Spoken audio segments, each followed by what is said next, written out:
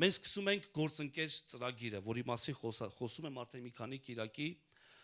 Այստեղ անուն ազգանուն եւ գրված է եկեղեցու ներողություն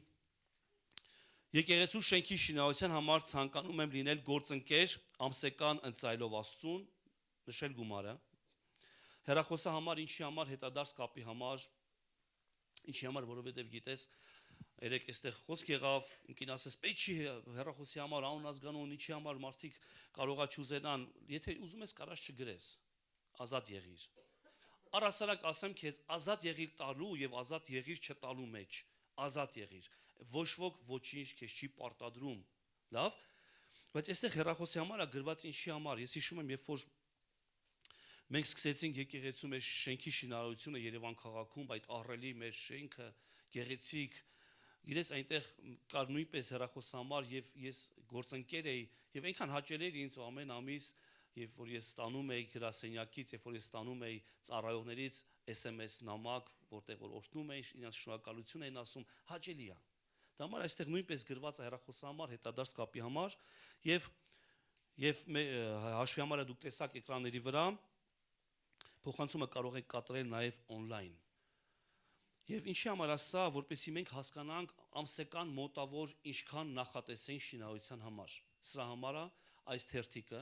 եւ դու հաջորդ կիրակի կամ այն մյուս կիրակի, երբ որ կգաս հաջորդ կիրակիների մեջ, դու կարող ես սա լրացնել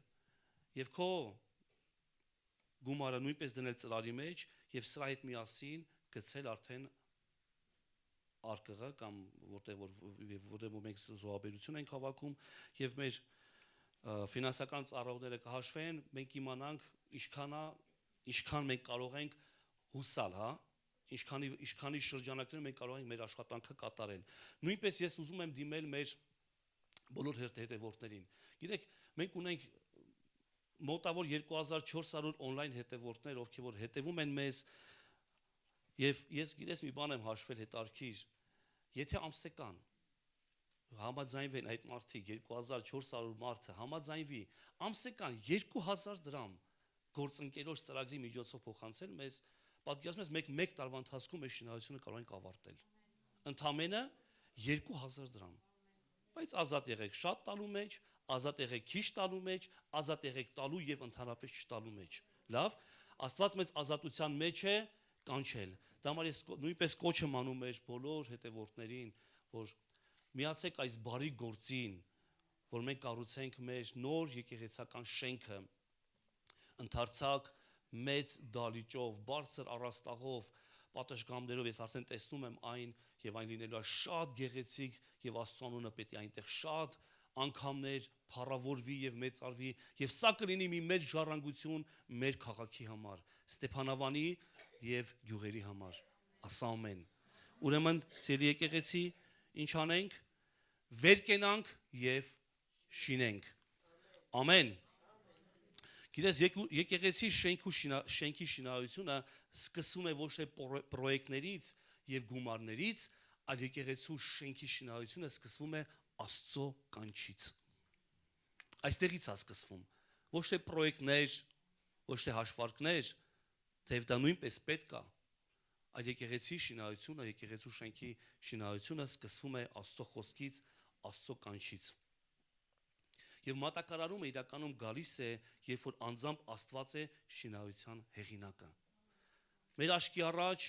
մենք տեսանք ինչպես բարձրացավ այն Երևանում։ Գիտես, երբ սկսվեց շինարարությունը 2008 թվականին։ Սա գիտես որ թվականն է, երբ որ մեծ ճգնաժամը մտավ աշխարհ,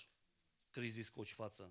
եւ այս ժամանակ սկսվեց շենքի շինարարությունը, եւ դու տեսել ես այն։ Եվ մենք ունենք դրա իրականում մենք ունենք սրա օրինակը, այս շենքը նույնպես կառուցվել է ձեր զոհերով, ձեր տասանորդներով, դուք նույնպես եղել եք, ես գիտեմ, ձեզանից շատերը եղել են գործընկեր, եւ այս շենքը մենք ձեռք ենք բերել։ Լավ է, բայց արդեն փոքր է, արդեն քիչ է։ Եվ եթե մենք ուզում ենք մեծ հունցքի հասնենք, մենք պիտի մեր ամբարները մեծացնենք։ Գիտես, երբեմն մենք ասում ենք, որ ժամանակը չի դեռ, բայց Աստված ասում է, ժամանակը արդեն եկել է։ Ամեն։ Անգե Մարգարեություն առաջի խոսք 7-րդ, առաջի գլուխ 7-րդ խոսք։ Զորքերի Տերն այսպես է ասում. ուշադրություն դարձրեք ձեր ճանապարհներին, բարձրացեք բլուրները,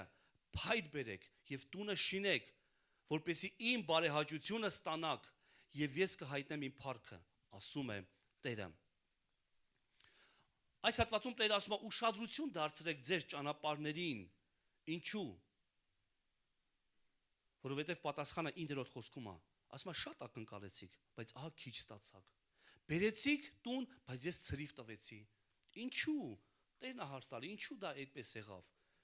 Լինում է չի ասում եք անբարակյատ էր։ Միլիոն աշխատեցի, բայց ոնց եկավ, այտենց էլ գնաց։ Հա, բառը մենք սիրում ենք արևելյան բառը, բարակյատ։ Գիտես, բայց բարակյատ ինչ է։ Օրհնություն։ Մենք ամաչում ենք ասենք օրհնված լինի, բայց կարանք դուխով ասենք բարակյատով լինի։ Արևելյան թուրքական բառը։ Անցանք սա, լավ։ Պարսկական, Տեր օրհնի պարսկական։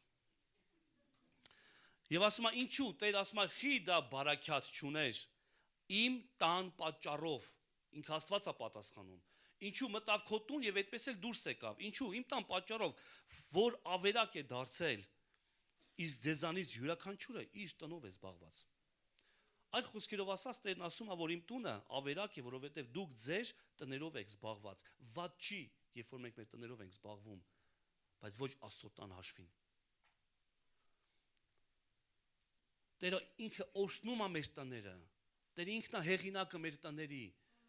օրհնության, բայց երբ որ մենք տեղերը փոխում ենք, հասկանում ես, սա Տիրոջ խոսքից եմ ես կարդում։ Ասում է, բերում եք, բայց ես ցրիվ եմ այն տալիս։ Պատկերացնում ես ինքը Աստված։ Վատ չի, անհրաժեշտ է, որ դու քո տնով ես զբաղվում, բայց Տերը ասում է, բա իմը, բա իմ տունը։ Գիտես, ես երբեմն այսպես եմ ասում, եթե դու քո ծառայությանը կամ եկեղեցուն վերաբերվես, այդպես ինչպես դու քո աշխատանքին ես վերաբերվում, գոնե 20%-ը հաջողակ կլինես։ Գոնե 20%-ը։ Մենք ամբողջությամբ տալիս ենք նորմալ է, ինձ ճիշտ հասկացիր։ Տուն, աշխատանք, կրթություն, այդ ամեն ինչը պետք է մեզ, բայց մենք չպետք է հասկանում ես ամեն ինչ անենք դրա հաշվին։ Ես կարամ գնամ դասի, այս բաները, բայց խմբակին չգամ, որովհետև ես այնտեղ հոգնեցի։ Բայց ծառայության չգնա, որովհետև ես այնտեղ սպառվեցի։ Ախ Երանի, կիսով չափ Աստծո ժողովուրդը նվիրվի Աստծո տանը, իր ծառայությանը, այդպես ինչպես նվիրվում է իր աշխատանքին, իր դասերին։ Կարաս ինձ ամեն ասես, թե համաձայն չես իմ հետ։ Դրա համար խոսքը հորդորում ես եւ ասում, որ ուշադիր լինեք ուշադիր եղեք ձեր ճանապարհներին։ Մենք պիտի ուշադիր լինենք, որ ճանապարհով ենք դուրս գալիս։ Հարց, ով է ուզում շինել Աստծո տունը։ Ով է ուզում շինի Աստծո տունը։ Ուրեմն ասում է բարձրացեք բլուրները։ Բարձրացեք բլուրները։ Վերինները մտածեք։ Վերիների մասին խորհեք։ Սա Կողոսացիների նամակի մեջ է կարծեմ գրված, որ վերիները խորհեք, վերիները մտածեք։ Բարձրացրեք բլուրները։ Սա բարձր գործ է, թանկագինս։ Սա բարձրացնող գործ է։ Տիրոջ տունը շինելը։ Բայց առաջինը մենք պիտի սկսենք մեզանից։ Ինքներս մեզանից։ Եվ գրված է, եւ ես կհայտնեմ իմ փառքը։ Ով ուզում տեսնի Աստծո փառքը։ Գիտես, անցած Կիրակի խոսում ենք, չէ՞, Սողոմոնի կառուցած տաճարի մասին։ Մնացորդած գրքում է կարծեմ գրված է եւ երբ որ ավարտվեց շինարարությունը եւ ամեն մեկը իր տեղում կանգնեց, քահանաները իր տեղում, ղևտացիները իրենց տեղում, ամեն ծառայող իր տեղում էր, գեղեցիկ էր ու գրված է եւ Աստծո փառքը լցվեց այդ տաճարում եւ մարդիկ չէին կարողանում կանգնել Տիրոջ ներկայության մեջ եւ երեսնի վայր ընկել էին։ Գրված է ես կհայտնեմ իմ փառքը։ Եթե ուզում ենք որ Աստծո փառքը տեսնենք եւ այն վայելենք, ուրեմն ինչ պիտի անենք։ Գրված է բարձրացեք բլուրները, փայտ բերեք եւ տունը շինեք, որպեսզի իմ բարեհաճությունը ստանաք։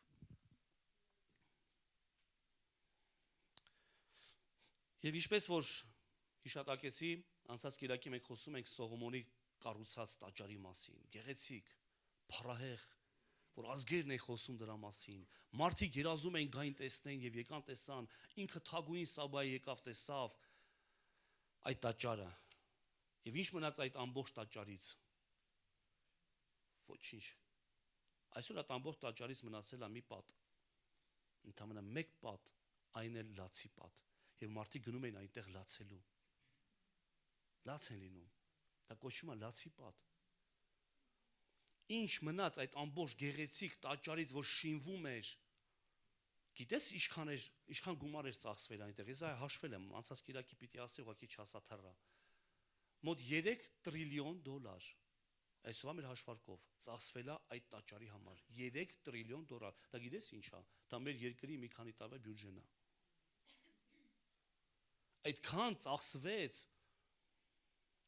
այդքան ոսկի, արծաթ, թանկարժեք քարեր ու գրված է մնացածի մասին, մնացած մետաղների մասին, էլ հաշիվ չկար, կորցրել էին այնքան շատ էր։ Այդքան շատ դեռ հավաքել էր Դավիթը ասեց, որդից ես հավաքել եմ, դու կառուցի, բայց դու ավելացրու, պատկերացնում ես։ Եվ դա ավիրվեց։ Այս ամենը քանդվեց եւ թալանվեց Բաբելոնի իշխան Նաբուգոդոնոսորի կողմից եւ գերություն տարվեց։ Տարիներ անց, արդեն որ իշխանությունը փոխվեց, արդեն Բաղդասար թագավորն էր նստած Գահին թագավորի գրված է, որ նա ծաղրեց Տիրոջ տնից բերված անոթները։ Նա խնջույք կատարեց, նա մարդկանց հավաքեց եւ այն ինչ որ գերությունից բերել էին Տիրոջ տաճարից այդ անոթները, ոսկի, արծաթ, որով պատվում էին Աստծուն, նա խնջույք արեց եւ ծաղրեց այդ անոթները։ Նա գինի եւ օղի էր խմում եւ դա եղավ հետո գրված է, այս արագ անցնեմ, դա եղավ այդ թագավորի համար վրա եւ Տիրոջ մարգարեն ասեց, որ ահա իշխանությունը քեզանից վերցվում է, ով արքա եւ տրվում է Պարսիս թագավորին։ Եվ տարիներ անց արդեն մոտ 70 տարի, երբ որ Աստծո ժողովուրդը գերության մեջ էր, սկսվեց կամաց ներգաղթ դեպի Իսրայելի երկիրը, դեպի տուն, դեպի Երուսաղեմ։ Գիտես, մի միտք եմ ուզում ասել, որպեսզի տաճարը կառուցվի, պետք է որ ստրկությունից դուրս գալ։ Որպեսզի կառուցվի Տիրոջ տաճարը, պիտի ստրկությունից մարդիկ վերադառնան։ Գրված է, այդ տաճարը քանդվեց, գերության տարվեցին ժողովուրդը, մարդիկ, անոթները, եւ մարդիկ սկսեցին կամաց արթնանալ։ Եվ կամաց սկսեցին գնալ դեպի Երուսաղեմ։ Ստրկությունից սկսեցին նրանք դուրս գալ, եւ որովհետեւ պիտի կառուցվեր, նորից վերականգնվեր Տիրոջ տաճարը։ Նորից պիտի վերականգնվեին պատերը, որի մասին այսօր ես խոսելու եմ։ Եվ միշտ որ կկառուցվեր տաճարը, մի մարդ կար, պատմական մի դեմք, դրա անունն է Եզրաս, ով է կարդացել նրա մասին, ով գիտի նրա մասին։ Շատ քչերը գիտեն Եզրասի մասին։ Ուրեմն քեզ տնային աշխատանք կգնաս դու եւ կկարդաս այս շաբաթվա մեջ Եզրասի գիրքը եւ Նեհեմիայի գիրքը, հրաշալի գրքեր են։ Ով էր Եզրասը։ Եզրասը դպիր էր, քահանա։ Եվ նա կանչ զգաց Աստծո կողմից վերակառուցել տաճարը, այն տաճարը, որը քանդել էր Նաբուգոդոնոսորը, այն տաճարը, որը ավիրվել էր, եւ նա կանչ զգաց իր սրտում, որ պիտի նա գնա եւ վերակառուցի այն։ Եվ մինչեւ որ կկառուցեր տաճարը, նա արեց հետեւյալը։ Եզրաս գիրք 3-րդ գլուխ 6-րդ խոսք։ Գրված է. 7-րդ ամսի առաջին օրից սկսեցին ողջակեզներ մատուցել Տիրոջը, բայց Տիրոջ տաճարի հիմքը դրված չէր։ Պատկերացնում ես, Տիրոջ տաճարի հիմքը դրված չի, բայց արդեն ողջակեզները սկսվեց մատուցվել։ Միջև որ տաճարի հիմքը կդրվեր, վերականգնվում է զոհը, երկրպագությունը։ Այստեղից է սկսվում ամեն ինչ։ Ոչ թե մենք պիտի տաճար կառուցենք, որպեսզի գնանք երկրպագենք, այլ մենք երկրպագու ենք, դրա համար պիտի կառուցենք տաճարը։ Սա տարբեր բաներ են։ Միջև որ կդրվեր հիմքը, նա ճիշտ տեղից վերցրեց։ Գիտես, տաճար կառուցելը, եկեղեցի բարձրացնելը, սա քահանայական գործ է։ Աստված ընտրեց Եզրասին, որովհետև նա դպիր էր, նա քահանա էր։ Նա շինարար չէր, նա չասեց գնում ենք կառուցենք, հետո կտեսնենք ոնց ենք երկրպագում։ Ոչ, հիմքը չկա, բայց շատ ավելի բարձր, շատ ավելի ուժեղ հիմք է երկրպագությունն ու զոհը։ Նա առաջինը զոհը դրեց, նա առաջինը սկսեց ճիշտ տեղից, երկրպագությունից, զոհից։ Աստված տալիս է նրանց, ովքեր որ կերկրպագեն իրեն։ Աստված փնտրում է հոգով եւ ճշմարտությամբ երկրպագողներին։ Եվ նրանց է այցելում եւ նրանց է տալիս։ Եվ հետո արդեն դրվեց հիմքը 3:12-ը Եզրասի։ Գրված է քահանաներից, ղևտացիներից, տոհմապետերից եւ ծերերից շատերը, որոնք տեսել էին նախքին տունը, իրենց աչքի առաջ այն տունը հիմնադրելիս բարձրաձայն լալիս էին, իսկ շատերը ուրախացան, աղաղակում էին, գոչում էին։ 13-րդ խոսք։ Եվ ժողովուրդը չէր կարողանում զանազանել ուրախության աղաղակի ձայնը ժողովրդի լացի ձայնից, որովհետև ժողովուրդը մեծ աղաղակ էր բարձրացրել եւ ձայնը հեռվից էր լսվում։ Գրված այն հին սերունդը, որ տեսել էր այդ գեղեցիկ փառահեղ տաճարը, երբ որ տեսնում էր այն բարձրանում է կամաց, այն սկսեց ժողովուրդը սկսեցին լացել ուրախությունից, որովհետև քանդվել էր նրանց հույսը։ Ինչու մարդիկ սկսեցին ուրախությունից լացել, որովհետև տաճարը դա Աստծո ներկայության վայրն է։ Տաճարը դա Աստծո ներկայությունն է։ Առանց տաճարի հիշի չկա զոհ, զոհը կանգ էր առել։ Զոհ չէր մատուցվում։ Առանց տաճարի չկա զոհ։ Առանց տաճարի չկա ներում։ Առանց տաճարի չկա երկրպագություն, երկրպագությունը սկսեց բարձրանալ։ Առանց տաճարի չկա Աստծո փառքը։ Ու սկսեցին կառուցել Տիրոջ տաճարը։ Եզրաշ 4:4 Եվ այն երկրի ժողովուրդը թուլացնում էր հրեա ժողովրդի ձեռքերը եւ նրանց խանգարում կառուցել։ Նրանց դեմ խորհուրդներ էին վարձում, նրանց մտադրությունը խափանելու համար։ Իմացիր, որ աշխարհը կուզենա թուլացնի քեզ, աշխարհը կուզենա թուլացնել քո ձեռքերը, որ խանգարեն։ Իմացիր, այս ամբողջ ընթացքում աշխարհը ծաղրելու է, աշխարհը միգուցե թուլացնի, խորհուրդներ վարձի, խոսա, փսփսա, այդ երկրի ժողովուրդը, գիտես այն ինչ որ անում են Աստծո մարդիկ, նորից եմ ասում, սա փառավորի ոգին է, դա նրան դուր չի գալիս։ Երբ որ Իսրայել ժողովուրդը պիտի դուրս գար Եգիպտոսից, դա փառավորի ոգին է, որ ասում էր, լավ, թույլ եմ տալիս, գնացեք այս մոտիկ տեղում ձեր զոհը մատուցեք, հետ եկեք։ Այլ խոսքերով գնացեք, բայց շատ մի խորացեք։ Շատ հեռու մի գնացեք։ Մարդիկ չեն հասկանալ այն, ինչը որ անում Աստծո ժողովուրդը։ Իրենց նրանք ամեն կերպ փորձում էին խանգարեին Աստծո մարդկանց տաճարը կառուցեին, բայց թագավորից հրամանը չուշացավ։ Եվ թագավորը ինքը անձամբ ասեց Եզրասի 6:3-ը։ Գրված է, թագավորն ասեց. «Այդ տունը թող շինվի իբրև մի տեղ, որտեղ զոհեր են մատուցվում, եւ թող նրա հիմքերը հաստատվեն, նրա բարձրությունը 60 կանգուն, լայնությունը 60 կանգուն եւ այլն»։ 5-րդ խոսք։ Նաեւ շատ կարևոր մի տեղ,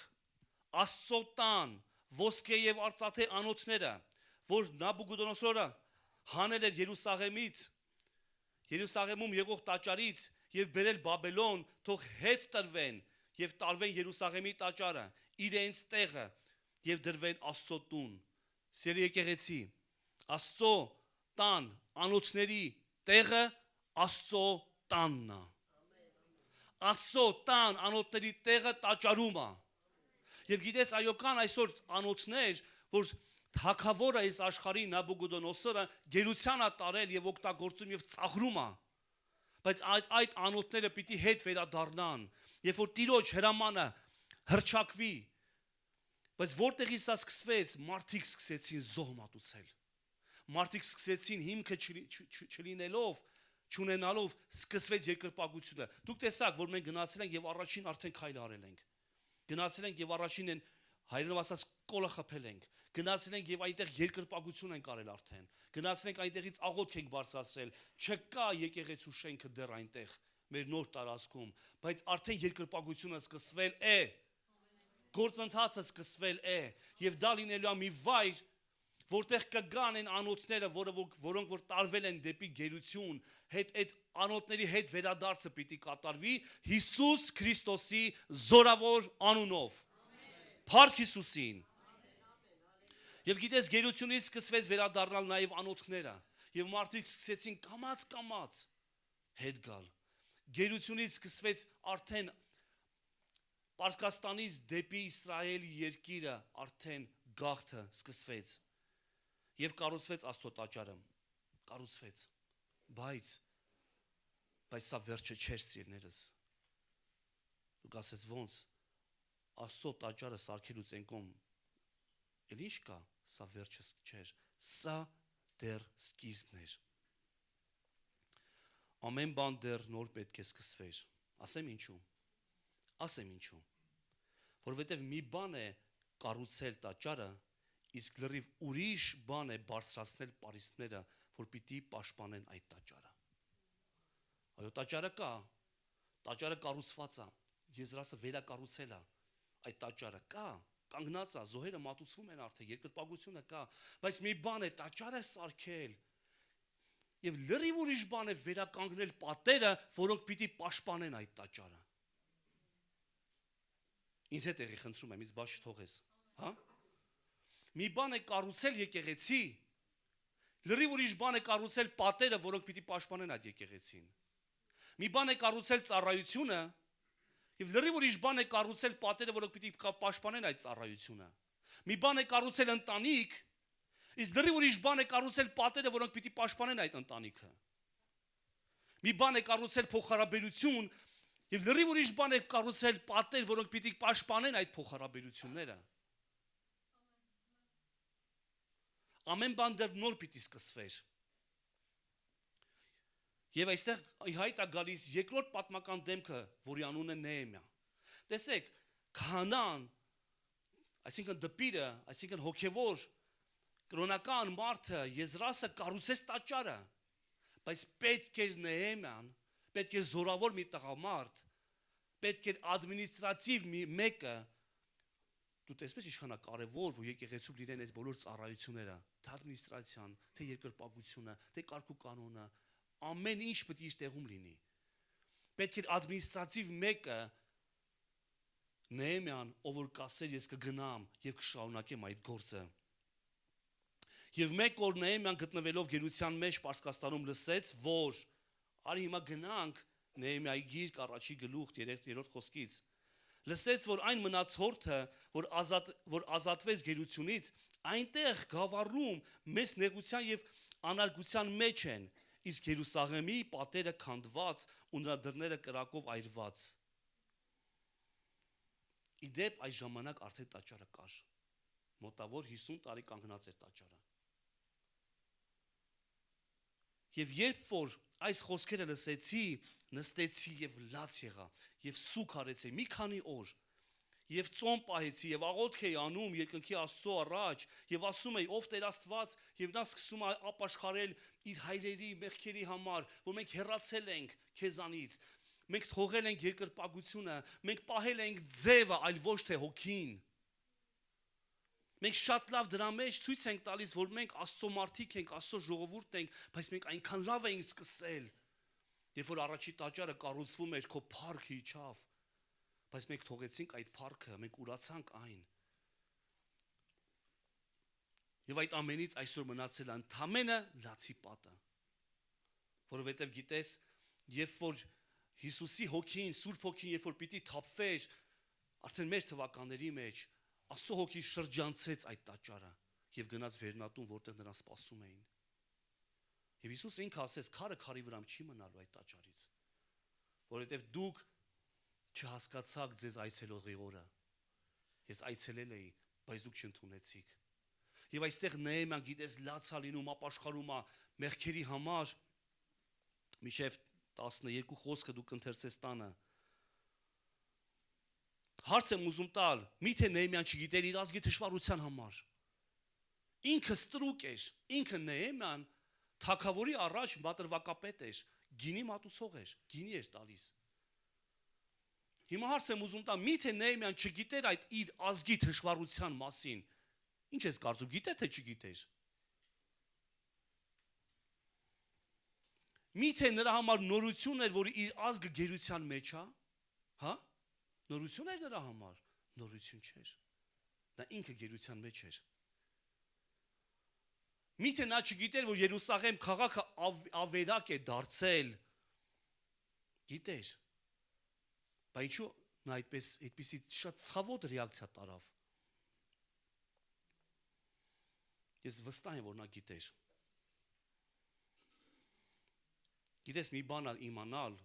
իսկ դեռ ուրիշ բան է, որ մեկը կողքից քեզ քո աշկերը բացում, ասում է, լսի թշվառության մեջ ենք։ Լսի գերության մեջ ենք։ Լսի խնդիրներ ունենք։ Դու չես տեսնում։ Մենք երբեմն այնքան ենք հարմարվում այն գերությանը, այնքան ենք հարմարվում այն իրավիճակի, որի մեջ որ մենք կանք,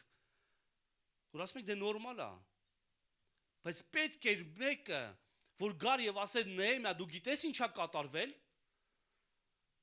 Պատերը չկան, դարպասները այրված են, ի ժողովուրդը թշվառության մեջ է։ Պետք էր մեկը, որ գար եւ արթնացներ Նեհեմիայի հոգին։ Միթե մենք չգիտենք մեր երիտասարդների գերության մասին, սեր եկեղեցի։ Միթե մենք չգիտենք դրա մասին։ Քո համար նորություն է, որ մեր երիտասարդները այսօր թմրադեղերի մեջ են։ Պոռնկության մեջ են, կապվածության մեջ են, ալկոհոլի մեջ են, ծխախոտ են վայելում, մեր երիտասարդները գերության մեջ են տարվել, մեր համար սա նորություն է, բայց ինչու ենք մենք հարմարվել,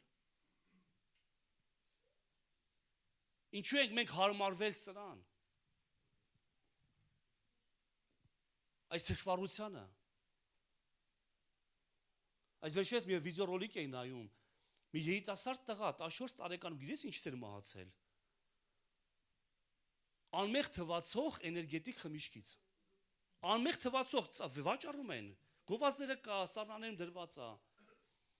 Եվ նա այնքան էր խմել եւ դրա գերին էր դարել, որ նա 14 տարեկանում մահացավ։ Արյուն փսխեց եւ նրան չկարողացան, չհասցրեցին տանել հիվանդանոց։ Միթե մենք չգիտենք այդ գերությունների մասին, բայց ինչու չենք աղաղակում։ Գրված է մի քանի օր ծոմ պահեցի։ Նստեցի ես Աստծո առաջ քուրց հագա եւ Աստծուն էի աղաղակում եւ Աստծո առաջ ես լաց էի լինում։ Բայց միթե դա չգիտեր իր թշվառության մասին, նա շատ լավ էլ գիտեր։ Նա հարմարված էր ուղղակի ապրում։ Եվ հայտնվեց մեկը, ով կարողացավ արթնացնել Նեհեմիայի ներսում թասիբը իր ժողովրդի մասին, ով որ բացեց նրա աշկերը։ Եվ նա արագ գնամ, թագավորը մեկ անգամ տեսավ, ասեց Նեհեմիա, ի՞նչ է քո հետ կատարվում։ Տխուր ես, ես ուզում եմ թաքցնել, բայց չէի կարողանում։ Գիտես այն ներսից սուքը, որը Աստծո ժողովրդի համար է, դու չես կարող թաքցնես։ Հիշում ես գրված է, իսկ սուքը կամ տրտմությունը մի ուրիշ թարգմանության մեջ Քրիստոսի համար դա ապաշխարություն է ծնում։ Դա համար երանի սքավորներին, որ նրանք կմխիթարվեն։ Եվ Նեհեմիան գնում է եւ հայտնում է եւ համախմբում է մարդկանց, դա վերցնում է թագավորից իր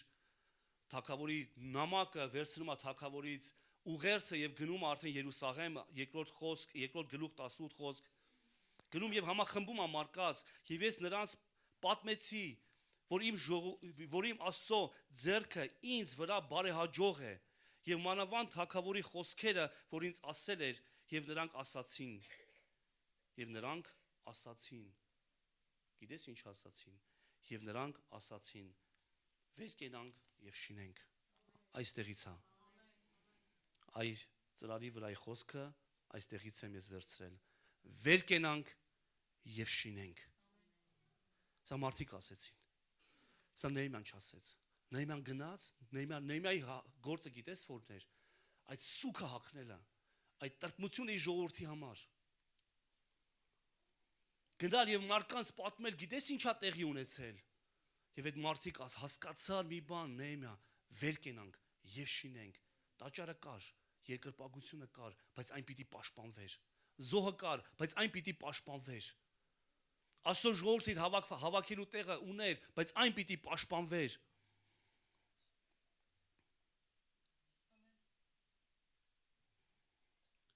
Գիտես ինչ է նշանակում սա, որ պարիսպը չկա։ Գիտես ինչ է նշանակում պատեր չկան։ Թշնամիները հանգիստ կարողանում են մտնել եւ դուրս գալ։ Երբ որ չկա պարիսպ, չկա պատ,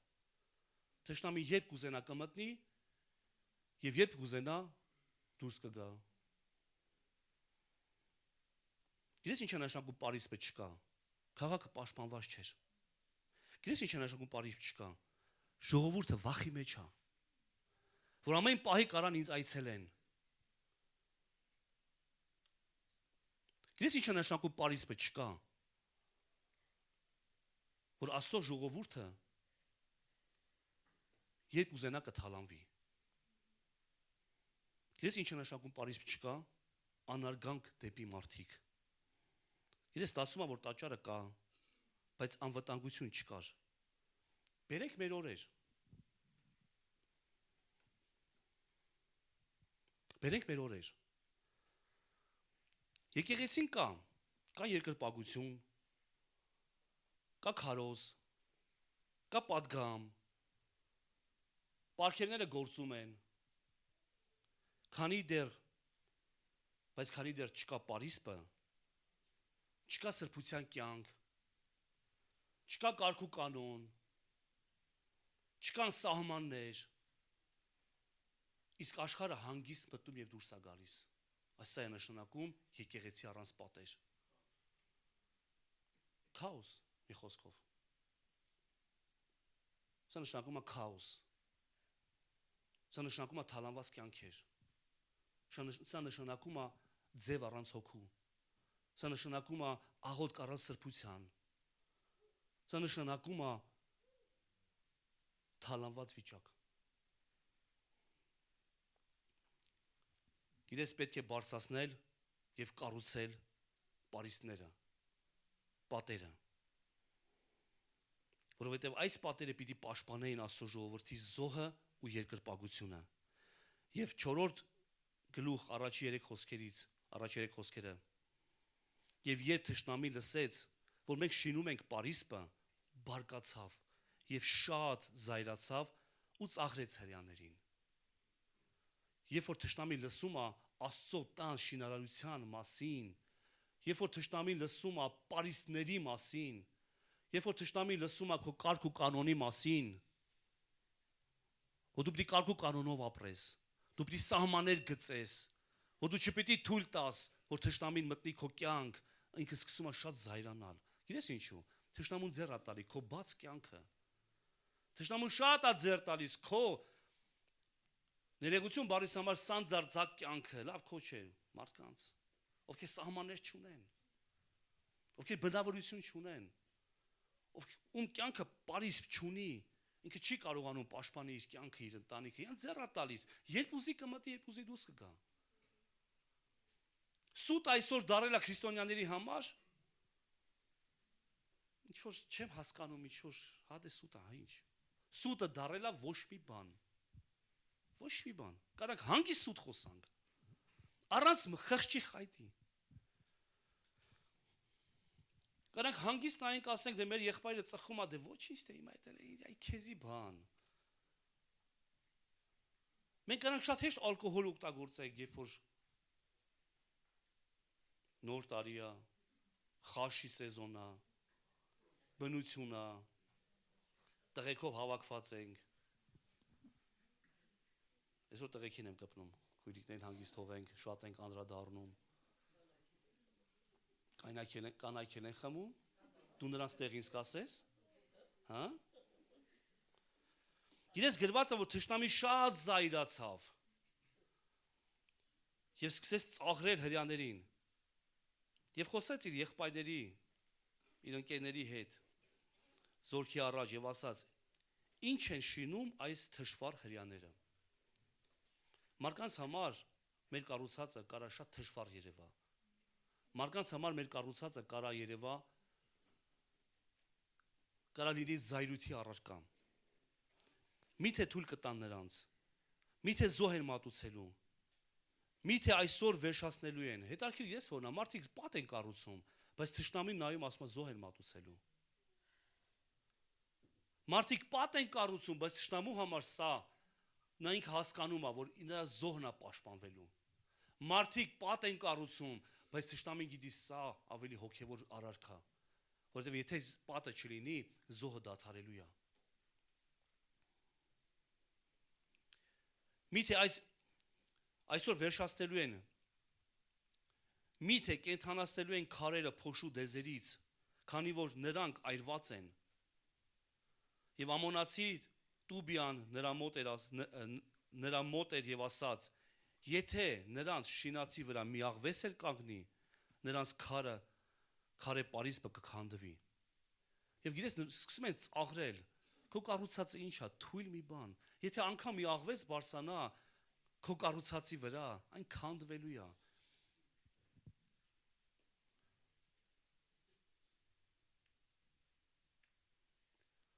Գիտես, այն ինչ որ դու կառուցում ես, շարունակի կառուցել։ Եթե դու պարիսպ ես կառուցում եւ պատ ես բարձրացնում քո շուրջը, շարունակիր քարը քարի վրա դնել։ Մի նայիր, որ թշնամին ծաղրում է։ Մի նայիր, որ թշնամու համար սա թույլ է, թշվառ է։ Մի նայիր, մի լսիր, որ եթե դու նրանց նայես ու լսես, քո ձեռքերը թուլանալու են։ Եթե դու շարունակես նրանց ականջ դնել, գործդ կանգնելու է։ Շարունակիր քարը դնել քարի վրա։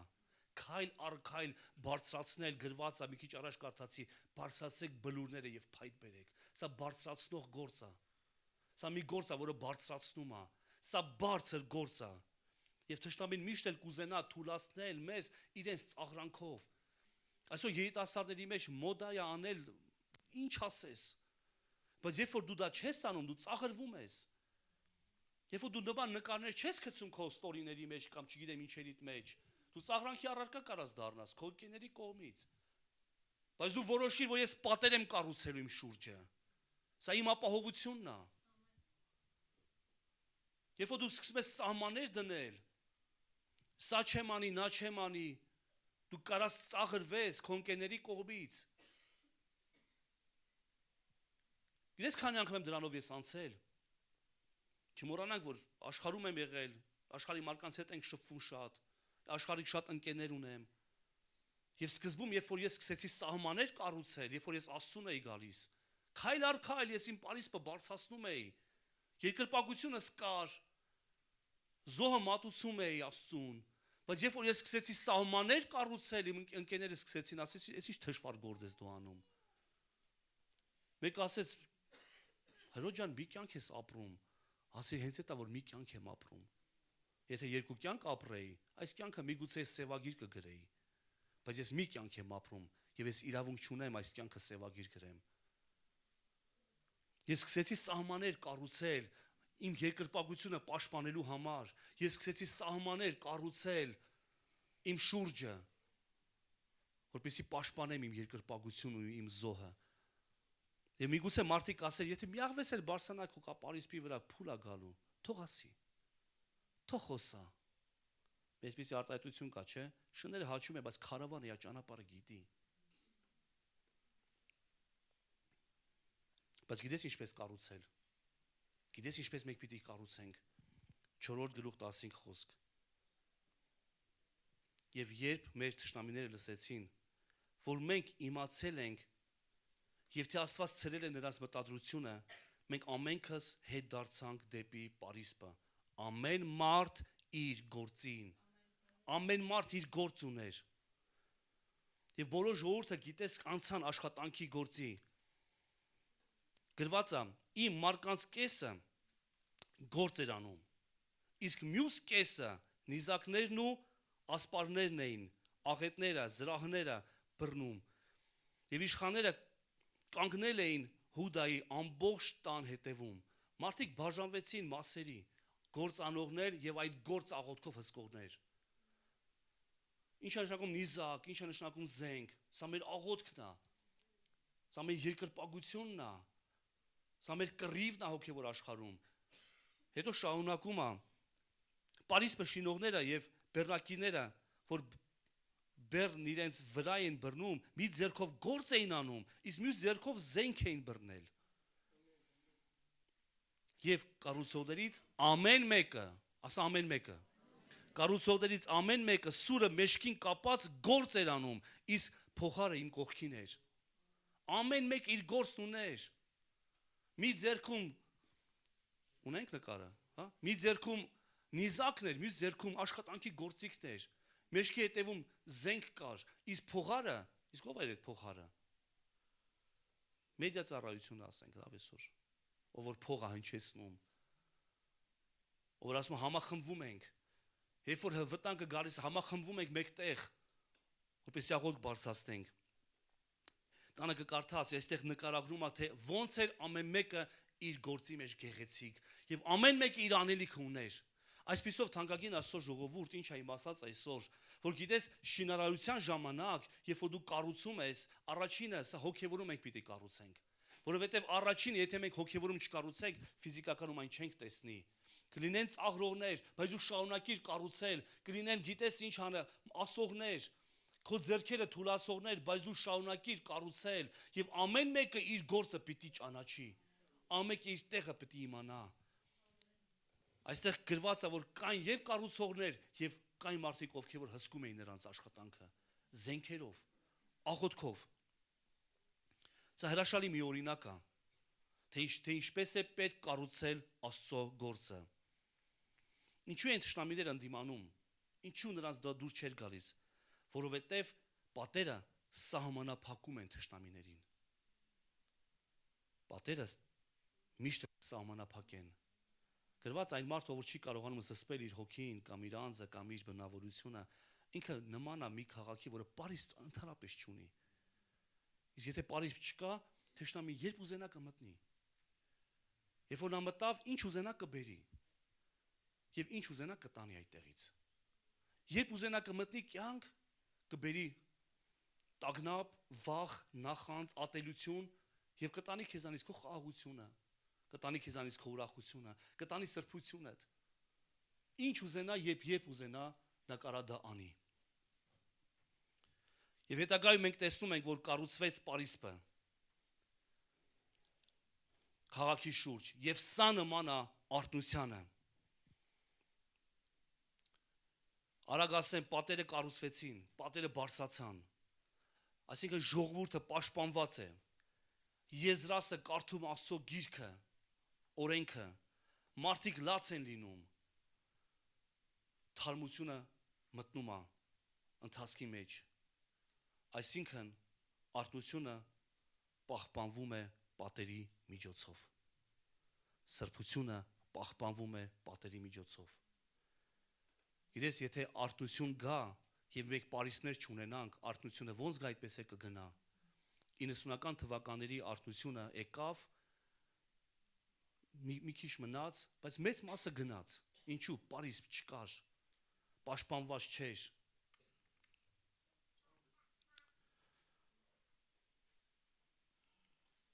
Սիրելի եկեղեցի, ամեն բան պիտի սկսվի մեզանից։ Միգուցե քո աղոթքի կյանքը քանդված է, պարիսպ չկա։ Միգուցե կրակը մարած է, որտեղ պարիսպ չկա։ Միգուցե սրբությունը կորսված է։ Իսկ ես Աստված ինչ ասում, որ ժամանակն է, որ ես սկսեմ իմ տնից։ Ես կխնդրեմ, որ փառաբանության թիմը գա արդեն։ Իսկ երբ որ մենք մեր ներսի տաճարը կարգի բերենք,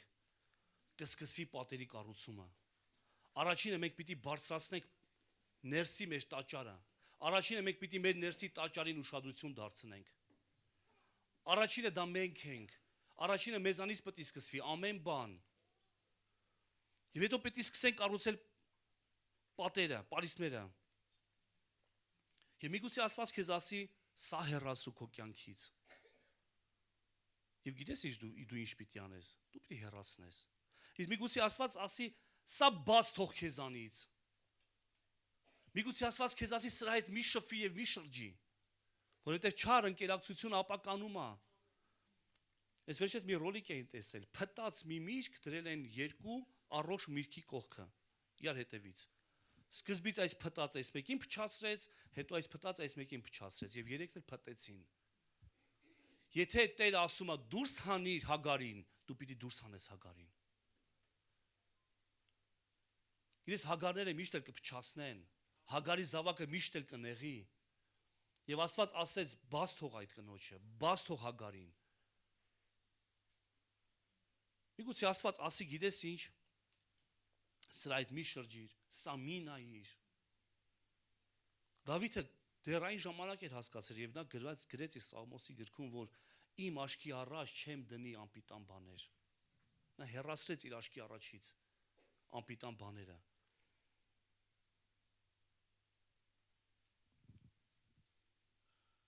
Եվ այս ամենը ինչ որ Տերը կասի հեռացրու, կտրի, պոկիր, դուրս արի, այս ամենը պարիսպներ են թանկագիներս։ Հիմա ինչ, վեր կենանք ու շինենք, հա, վեր կենանք ու բարձրացնենք, վեր կենանք ու բարձրացնենք պարիսպները, վեր կենանք ու բարձրացնենք մեր պատերը, որովհետև գիտես Սուրբ Հոգին ինչ ասում, Սուրբ Հոգին ասում այսօր կան շատ քանդված պարիսպներ, որ ես պիտի վերականգնեմ։ Սուրբ Հոգին ասում է, որ ես վերականգնելու եմ շատ տաճարներ, ես վերականգնելու եմ շատերին, ես հետ եմ բերելու գերությունից, հետ եմ բերելու իմ անոթները, ես հրաման եմ արձակելու և այդ ամենը վերադառնալու է, վերադառնալու է իմ տուն, վերադառնալու է իմ տաճար։ Սուրբ Հոգին ասում է, երբ որ ես կխոսեմ, այդ մարդիկ կսկսեն հետ վերադարձ իրենց։ Ամեն բան Աստծո ձեռքերի մեջ է։ Գրված է, որ թագավորի սիրտ Աստծո ձեռքերի մեջ է, որ կողմ ուզենա կպտտի։ Սրա համար սիրելի եկեղեցի, ինչ մենք պիտի անենք, մենք պիտի բարձրացնենք մեր պարիսպները, մենք պիտի անենք մեր մասը եւ ասենք Տեր իմ Աստված հրամանդ արձակիր, խնդրում եմ։ Թող որ անոթները հետ վերադառնան, թող որ այդ տաճարները նորից վերակառուցվեն, միգուցե թալանվել է, գողացվել է, պարիսպները քանդված են, պատերը չկա, երկրպագությունը զոհ այսօր շատերի կյանքը այդպես է։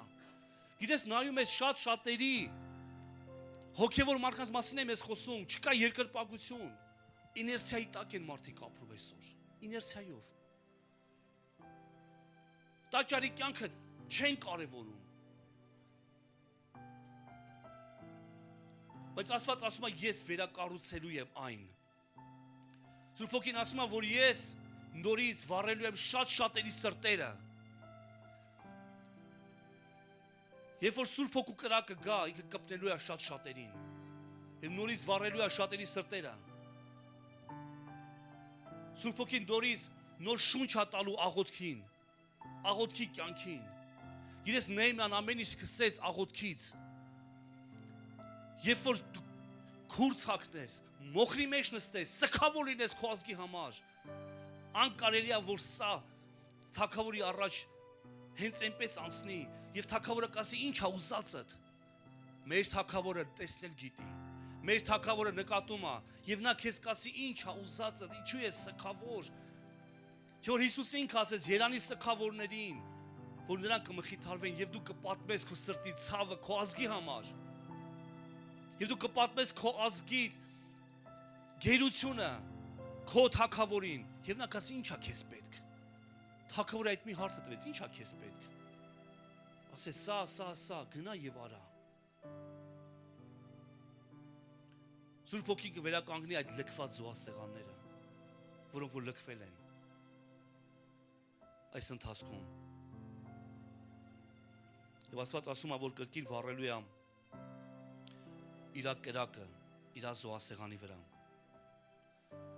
Բայց նաև գիտես ինչ անելու, նա պարիսպ բարձրացնելու, որպեսզի պաշտպանի այդ ամենը։ Հարց եմ ուզում տալ, ով է ուզում, որ այդ ամենը բարձրանա իր կյանքի մեջ։ Սրբությունը, զորությունը, կրակը, պարգևները, ով է ուզում։ Ուրեմն պատրաստ եղիր, որ պարիսպ բարձրացնես։ Պատրաստ եղիր, որ պետք է դու սահմանափակես քո կյանքը, Սահմանափակես քո ընկերներին, ինչ ճիշտ հասկացիր։ Չար ընկերակցություն ապականում։ Ինչը որ քեզ թուլացնում է, ինչը որ քեզ թալանում է, ինչը որ գողանում է քեզանից, պատրաստ եղիր կտրես, սահմանափակես, որ թույլ չտաս մտնի։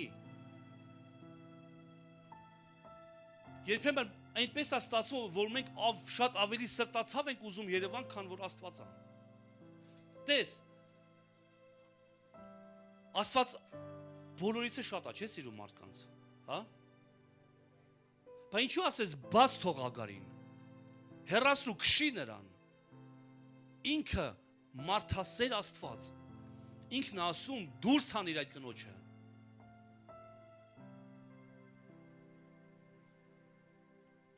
Քրոջ հետ ենք խոսում մի քանի օր առաջ Արմինեի հետ եւ մի դեպքի մասին ենք խոսում եւ նա ասեց իսկ չի կարելի այդ մարդուն ազատագրել։ Ես հայտնություն ստացա։ Ասեցի, հիշում ես ինչ պատասխանեցի։ Ասեցի, լսի, Հիսուսը կարար Հուդային ազատագրեր։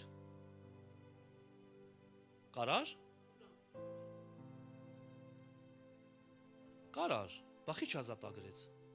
Հակառակ ասես գնա ինչ որ անելու ես գնա արա։ Ինչ որ անելու ես գնա արա։ Մեկը կասի դե պետք է Հուդային հարցներ։ Իսկ գերգեսացիների հողի դիվահարինը հարցրեց, կլինի քեզ ազատագրեմ։ Չհարցրեց։ Գնաց եւ ազատագրեց։ Հիսուսը գիտեր ով է Հուդան։ Գիտեր ուրա գնալու, ինչ անելու։ Հետևանքը գիտեր, բախի չհամոզեց։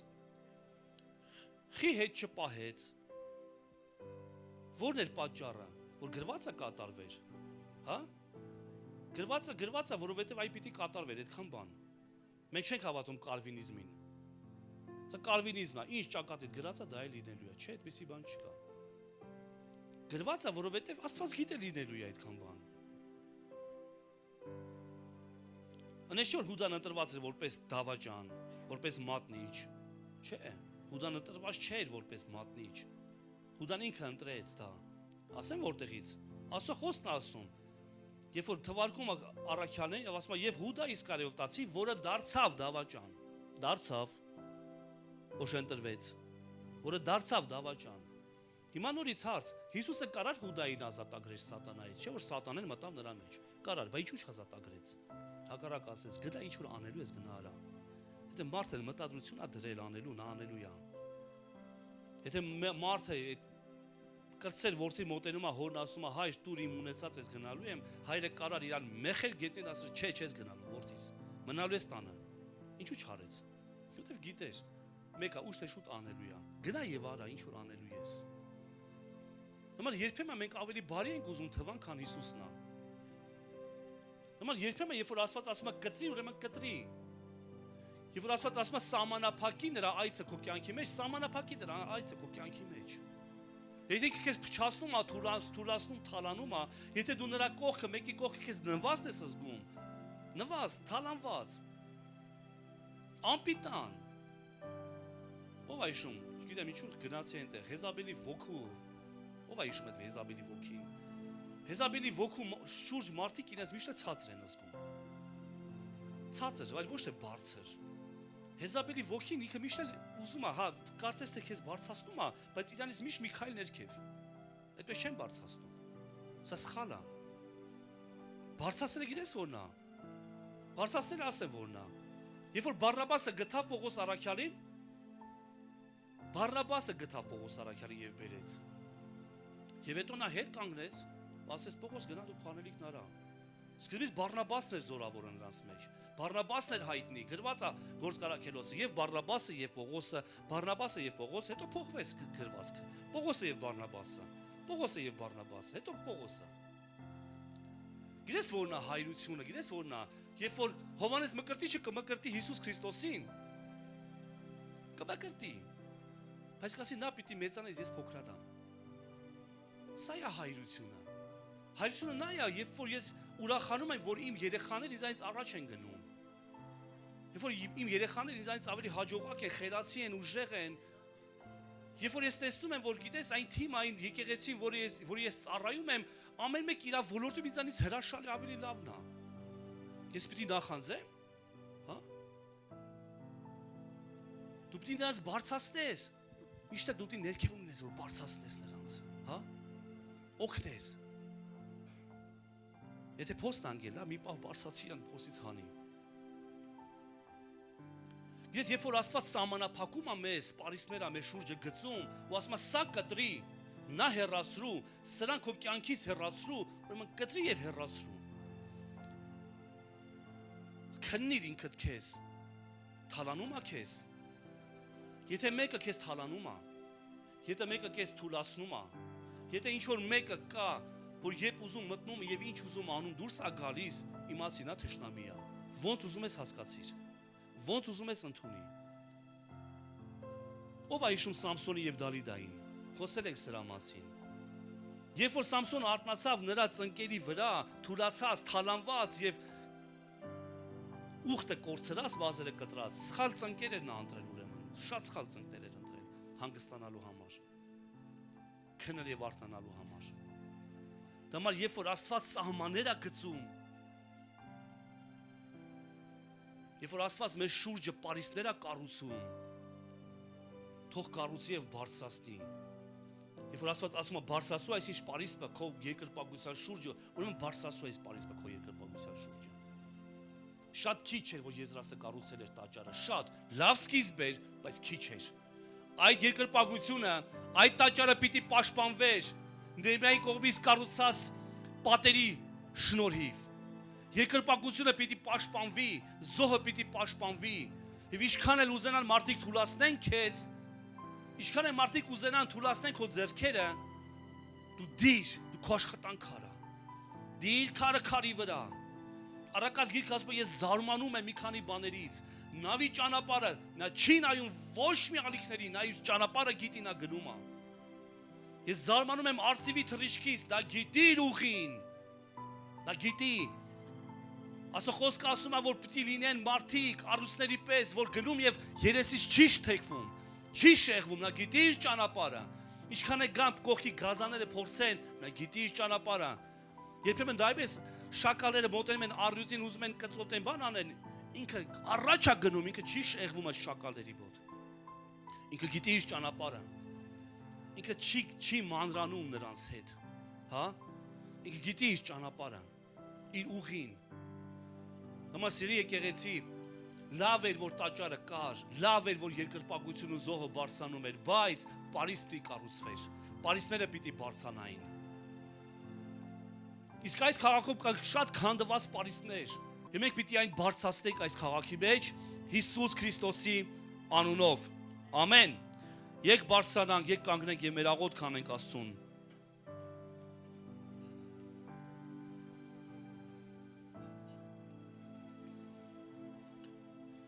Գիտես այսօր մեր շուրջը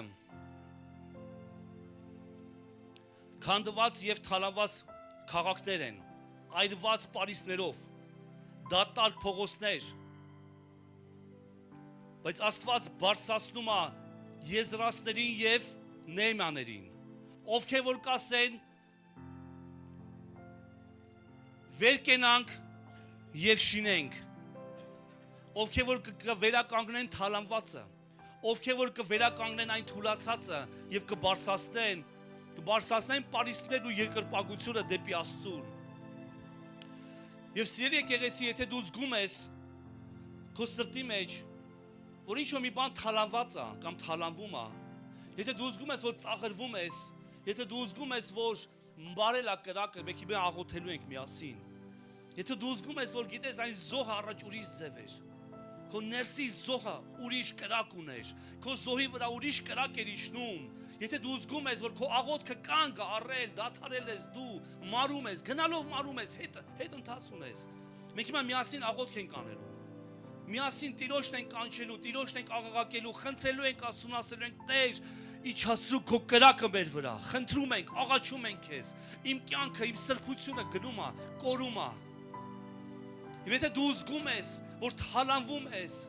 որովհետև պարիսպները չկան, սկսիր կառուցել քո պարիսպները, տես սկզբից սուք արա, սքա քո վրա։ Հիսուսը ինքը ասեց՝ մի լացեք ինձ վրա, մի լացեք։ Այլացեք ձեր դուրսերի վրա, որովհետև եթե դալալ ճյուղին այսպես են անում, բա ձեզ ինչ կարեք, կթալանեն մեզ ժողովուրդ,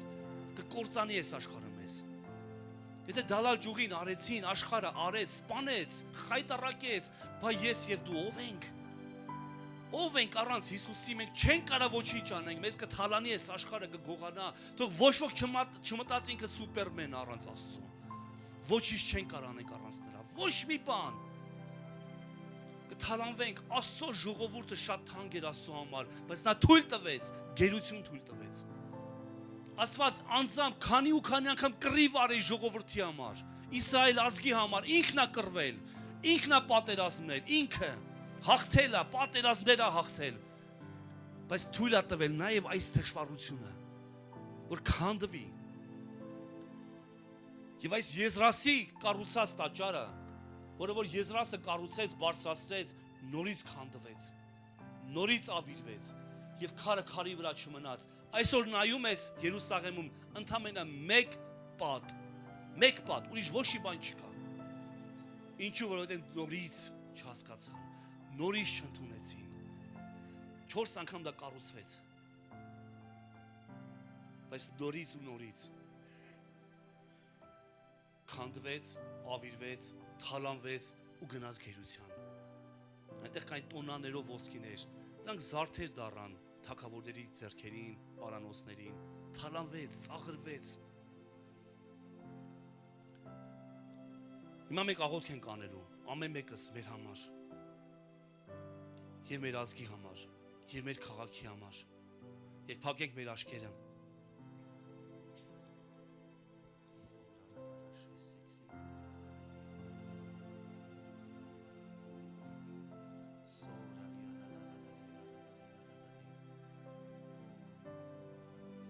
Փառավոր Աստված, շնորհակալ ենք քեզ քո խոսքի համար, որը հավիտենական է։ Մենք օրհնում ենք քեզ, Տեր։ Մենք օրհնում ենք քո սուրբ եւ փառավոր անունը։ Շնորհակալ ենք։ Իմ սուրբ Աստված, մենք աղոթք ենք բարձրացնում մեր քաղաքի համար։ Մեր քաղաքի պարիսպների համար։ Մենք աղոթում ենք Հիսուս Քրիստոսի անունով։ Այնտեղ որտեղ որ քանդված են պարիսպները, թող որ բարձրանան։ Տեր, դու մեկն ես որ վերակառուցել ես տաճարները, Տեր, վերականգնիր տաճարները մարդկանց կյանքերի մեջ։ Ովքեր որ ավերակ են դարձել, վերականգնիր այդ տաճարները, որ նրանց հիմքի վրա գա զոհասեղանը իշտի, Տեր, եւ զոհ մատուցվի Հիսուս Քրիստոսի անունով։ Թող երկրպագությունը բարձրանա։ Թող որ քանդված սրտերը, մարած սրտերը, թող որ վերականգնվեն Հիսուսի անունով, թող որ հանգչած աղոթքները նորից սկսվեն, վերականգնվեն Հիսուս Քրիստոսի անունով։ Ես աղոթում եմ լքված զոհասեղանների վրա, թող որ քո կրակը իշտի, Տեր իմ Աստված, թող մենք կարողանանք այդ զոհասեղանի վրա դնենք մեր կյանքերը, զոհենք այն, դնենք մեր սրտերը, եւ թող որ քո կրակը իշտնի Հիսուսի անունով։ Եվ թող որ քեզանից գա այդ հրամանը, թագավորի հրամանը, որ մենք կարդացինք, որ Տիրոջ տան բոլոր անոթները պիտի գտնվեն Տիրոջ տաճարում Հիսուս Քրիստոսի զորավոր անունով։ Իմ սուրբ Աստված օգնիր մեզ, երբ որ մենք դա նորից վերականգնենք, զորացնենք, Տեր իմ արքա պաշտպանիր մեզ պարիսպներով, թող որ պարիսպը բարձրանա, թող որ պարիսպի պատերը բարձրանան, եւ թող որ մեզ ոչինչ չկանգնեցնի, ոչ մի խոսակցություն, ոչ մի ծաղրանք, Տեր, Հիսուսի անունով,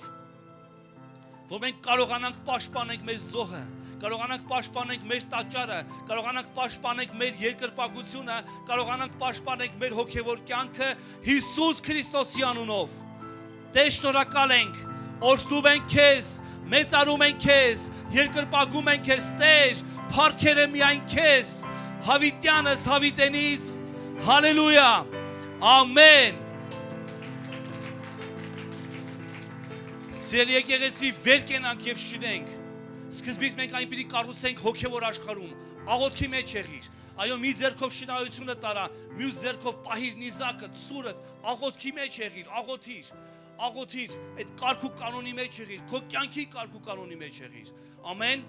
վեր կենանք եւ կառուցենք, վեր կենանք եւ վերականգնենք այն պատերը, որոնք քանդված են մեր քաղաքի մեջ, այն պատերը, որոնք քանդված են մեր գյուղերում, վեր կենանք եւ շինենք։ Հիսուս Քրիստոսի փառքի համար եւ Աստծո ժողովուրդը թող ասի. Ամեն։ Հալելույա։ Փառք Աստծուն, նարժանիա փառքերի։ Փառք Տիրոջը։ Հիշում եք, ինչ պիտի անես ծրարներիդ հետ, հա? Վերցրու քո ծրարը եւ ինչ որ ասեցի արա։ Գիտես, ես շատ ծրարներ եմ վերցնում իրականում իմ հետ, որովհետեւ ես ճանաչում եմ մարդկանց, ովքեր որ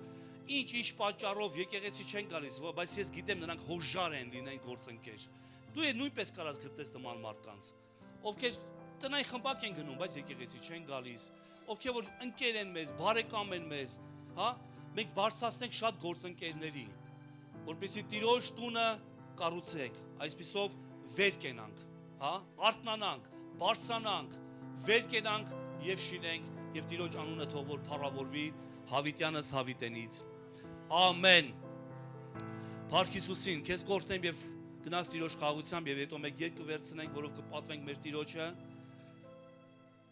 Այսպիսով ձեռքդ պարզի, որպեսզի քեզ օրհնեմ, ընդունիր այս օրհնությունը իրականում, սա քահանայական օրհնությունն է, որ Տերը ասեց, այսպես կօրհնես իմ ժողովրդին։ Եվ Տերը ասեց, այսպես օրհնիր։ Տերը օրհնի քեզ ու պահի քեզ։ Տերը պայծառեցնի իր երեսը քեզ վրա եւ ողորմի քեզ։ Տերը բարձրացնի իր երեսը քեզ վրա եւ իր խաղաղությունը քեզ տա։ Եվ Հիսուս Քրիստոսի շնորհքը, Հայր Աստծո սերը եւ Սուրբ Հոգու ամենքիս հետ։ Ամեն։ Ամեն Տերը օրհնի քեզ շատ։ Եղիր Տիրոջ մեջ, աղոթքի մեջ, մի երկ կվերցնենք, կպատվենք մեր Տիրոջ եւ գնաս Տիրոջ խաղաղությամբ։